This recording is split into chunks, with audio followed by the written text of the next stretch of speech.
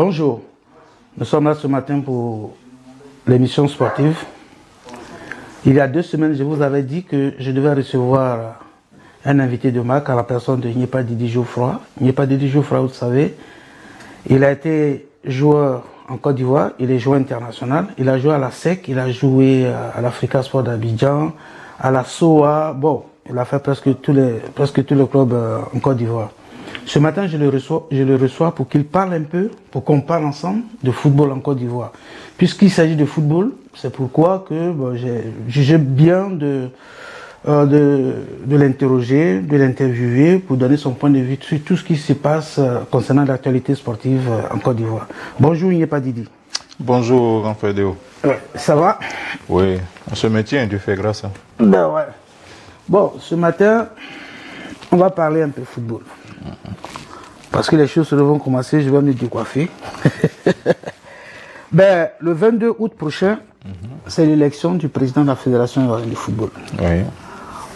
Pour le commun des sportifs ivoiriens, qu'est-ce que tu penses de cette élection? En tout cas, je tiens à te remercier pour l'invitation et puis pour cette belle lucane que tu m'offres ce matin. Oui. Il faut dire que c'est un plateau vraiment qui est ouvert, avec un monsieur comme Didier Drogba qui se présente à la fédération comme candidat. Oui. On a des anciens aussi qui sont Sori et Idriss. Oui. Qui sont de la maison depuis quelques années. Il faut dire que c'est un beau plateau là. On espère que l'enjeu ne va pas ternir quand même l'image de ces élections. Ouais. Parce qu'aujourd'hui, on voit un peu sur les réseaux sociaux les gens qui sont en train de décrire certaines personnes, qui sont en train de... Mais moi, je pense qu'il faut mettre ça tout sur le compte du fair play des élections, quoi. Ouais. Donc, je pense que tout se passera bien et que, bon, on verra un bon candidat qui pourra conduire vraiment le football ivoirien à bon terme. Ok. Ben, on va faire un petit flashback quand même. Pour toi qui as joué en Côte d'Ivoire, on parle de la gestion du football en Côte d'Ivoire. Mais qu'est-ce que tu penses de cette gestion il y a 10 ans ou bien 20 ans en arrière? Est-ce que, voilà, dis-nous quelque chose sur cette gestion-là. Il faut dire que nous, quand nous avons commencé, moi j'ai commencé en 94 avec le COE Sport. Ouais. Il faut dire que... Le COE Sport de San Pedro. De San Pedro, oui, oui, précisément. Il faut dire que l'engouement que le championnat donnait à l'époque, c'est-à-dire nous, bien avant que nous commencions, il y avait dans les années 80, les Ablais travaillaient que nous, on partait regarder. Dans les années 80-90, on partait au stade pour regarder ces personnes-là. Les stades étaient tellement tout le temps remplis, il y avait un certain engouement. Donc il faut dire que quand on constate aujourd'hui le championnat, les stades sont presque vides. On a l'impression qu'il n'y a plus cet engouement-là. Et puis, il n'y a plus de championnat de jeunes. Avant, à l'époque, il y avait des championnats minimes, cadets, juniors. Et ce sont ces personnes-là qu'on prenait pour emmener en équipe nationale. Et vraiment, il y avait du répondant au niveau de l'équipe nationale. Donc, vraiment, il y a beaucoup de choses qui font qu'aujourd'hui, le championnat est un peu terni. Donc, moi, mon souhait est qu'il y ait un nouveau visage au niveau de la tête du football ivoirien. Oui, mais parlons de changement au niveau de la tête. Selon toi, qu'est-ce qui fait que ça ne marche pas? Ou bien c'est le désintérêt de la population à la chose footballistique? Selon toi, c'est quoi? C'est dû à quoi? Bon, c'est dû au fait que moi, mon opinion, c'est que il n'y a pas un véritable championnat de jeunes. Il n'y a pas un véritable championnat de jeunes. Et puis aujourd'hui, tous ces jeunes qui sont dans les centres de formation, on n'a même pas de championnat de centres de formation pour pouvoir détecter ces jeunes-là et puis qui vont réintégrer des équipes seniors où ces jeunes-là vont mettre leur talent en exergue.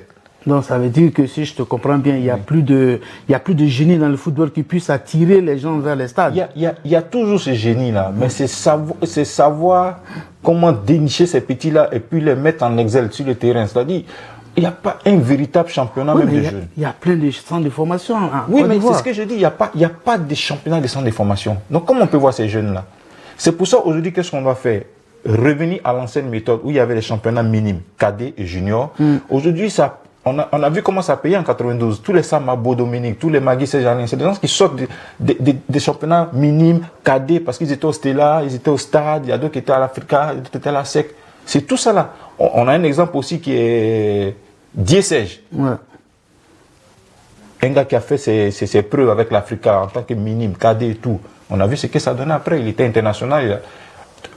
Tout ça, on ne retrouve pas. Donc, pour toi, c'est le manque de formation à la base qui fait qu'aujourd'hui... Oui, il faut tout revoir. Il faut tout revoir, je crois. Est-ce qu'en son temps, s'il n'y avait pas de championnat de cadets ou bien oui, il y avait championnat de cadets. Et même, pour encore renchérir ce que je disais, il y a eu le haut niveau, si tu te rappelles bien. Ouais, les Gosso, ils sortent de haut niveau. Oui, le centre de haut niveau à Makori.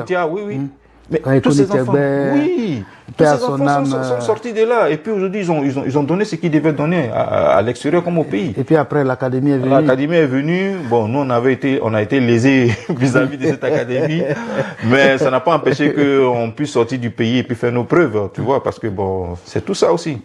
Mais il faut que les gens changent un peu cette manière de voir le football en Côte d'Ivoire. C'est pour ça aujourd'hui, quand tu vois un peu le programme de Didier, tu sens qu'il peut apporter ce plus-là. Mais les autres aussi, ils ont leur programme. Oui, ils ont leur programme, certes, mais moi, je ne veux pas qu'on retourne encore dans ces histoires. Parce qu'aujourd'hui, là, quand il y a la fédération aujourd'hui, il y a tellement de copinage. Tu vois, il y a des anciens. Donc, à t'entendre parler, on a l'impression que si ce n'est pas Didier Drogba, si c'est les deux candidats qui reviennent, ça sera. Mais on va toujours stagner. Le football ne va pas évoluer, le football ivoirien ne va pas évoluer. Aujourd'hui, même, Canal Horizon filme le championnat ivoirien. Mais combien vont au stade?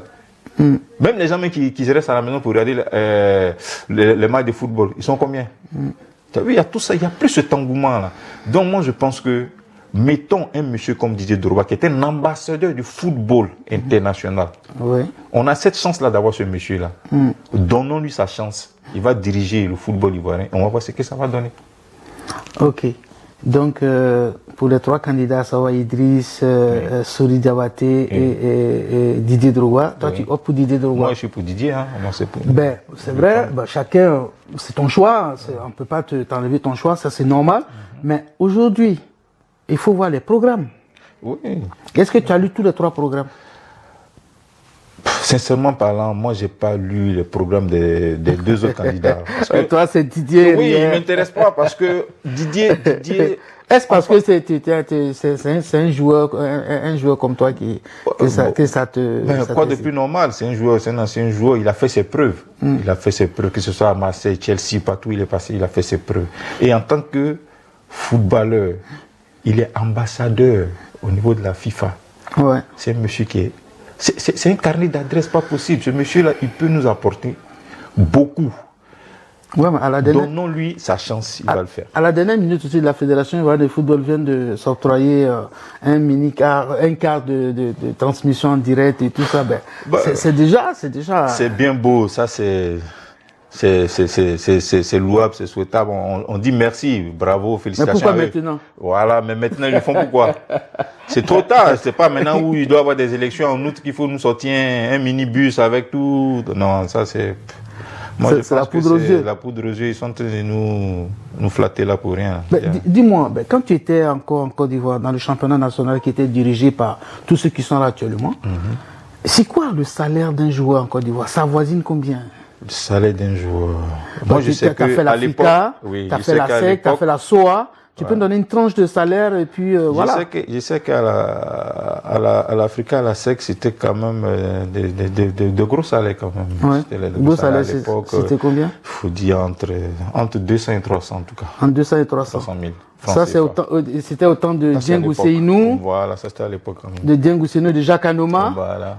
Et puis, depuis l'avènement ou bien l'arrivée de Sidi Diallo, les choses ont dégringolé. Voilà. Donc, les joueurs ne sont plus respectés. Il y en a même qui ne sont même pas payés, mais ils jouent pendant 3 mois, 4 mois, ils ne sont pas payés. On l'a connu là avec l'Africa récemment. Donc, vivement que les choses changent. Parce qu'aujourd'hui, il faut donner un cahier des charges à chaque club. Pour dire quoi? Ouais, on vous donne tant, vous devez payer les joueurs comme ça. Si vous ne respectez pas ça, on envoie l'équipe en deuxième division. C'est comme ça. Il faut qu'à un certain moment, nous, Africains, on soit un peu dur envers nous, on se fasse violence, quoi. Ouais. Aujourd'hui, regardez quand vous prenez le championnat européen, en France, Il y a des clubs qu'on envoie en deuxième division parce qu'on a vu Marseille ici. Parce qu'on on a dit qu'ils avaient triché, ils ont fait ça, par rapport à la Ligue des Champions qu'ils avaient remportée. Mais pourquoi ne pas faire? On se donne des règles, il faut les appliquer, c'est comme ça. On donne un cahier de charges, une feuille de route. C'est comme ça que vous devez marcher. Vous ne les appliquez pas, on ramène l'équipe en deuxième division. Vous allez voir, les joueurs seront respectés, les joueurs. Ce sera du vrai professionnalisme. Actuellement, là, on est encore amateur. On dit c'est le football professionnel, certes, mais c'est Mais on dit amateur. la ligue professionnelle. La ligue professionnelle, mais c'est encore amateur.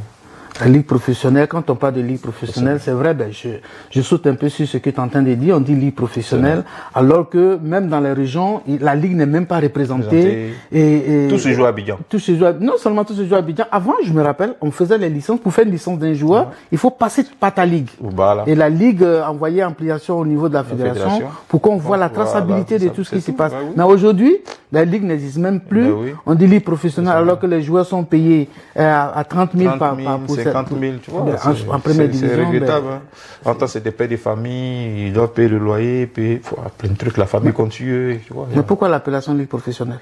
Mais ça, c'est entre guillemets, c'est pour dire que bon, c'est un championnat qui est respectable parce que c'est le championnat ivoirien. Bon, ça c'est la première partie, on revient sur la deuxième partie tout à l'heure.